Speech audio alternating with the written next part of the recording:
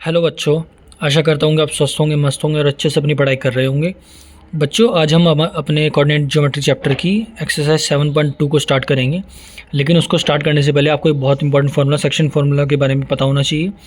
बच्चों, एज्यूम कीजिए आपके दो पॉइंट हैं ए और बी, और उनके कोऑर्डिनेट आपको x1 y1 और x2 y2 दिए गए हैं, और उन दोनों के बीच में आपका एक पॉइंट P है जो कि इन दोनों के बीच के डिस्टेंस को m1 और m2 के रेशियो में डिवाइड कर देता है।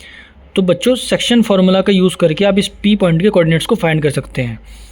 और अब ये है आपका section formula m1 x2 plus m2 x1 upon m1 plus m2। इससे आपका जो P पॉइंट है उसकी x की वैल्यू आ जाएगी, और m1 y2 plus m2 y1 upon m1 plus m2, इससे आपके P पॉइंट की y की वैल्यू आ जाएगी। तो बच्चों, चलिए इस फार्मूले के यूज़ करके हम 7.2 एक्सरसाइज के क्वेश्चन को करना स्टार्ट करते हैं। अब बच्चों, फर्स्ट क्वेश्चन को देखते हैं 7.2 एक्सरसाइज के। ये आपका first question, find the coordinates of the point which divides the join of -1,7 and 4,-3 in the ratio 2:3। तो बच्चों, इस क्वेश्चन में कहा गया है आपके दो पॉइंट के कोऑर्डिनेट्स दिए गए हैं -1,7 और 4,-3। आपको उस पॉइंट के कोऑर्डिनेट निकालने हैं जो कि इन दोनों के बीच के डिस्टेंस को 2:3 में डिवाइड करता है। अब बच्चों, इसको सॉल्व करने के लिए हम अपना पहले सेक्शन फार्मूला को लिख लेते हैं। सेक्शन फार्मूला हमारा m1 x2 plus m2 x1 upon m1 plus m2, और y की वैल्यू निकालने के लिए m1 y2 plus m2 y1 upon m1 plus m2। अब इस सेक्शन फार्मूला में हमारे पास जो वैल्यूज़ हैं उनको पुट करेंगे। m1 की वैल्यू आपको 2 दी गई है तो 2 रख देंगे। x2 की वैल्यू आप देख सकते हैं 4 है यहाँ पर, तो 4 पुट कर देंगे।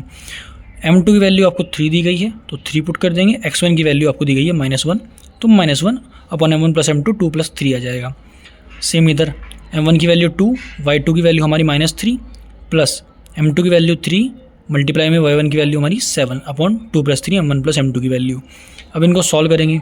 4 2 आपका हो गया 8, 3 की मल्टीप्लाई -1 में करेंगे तो आपका -3 हो जाएगा, और प्लस माइनस के साइन में यहाँ पर माइनस का साइन लग जाएगा।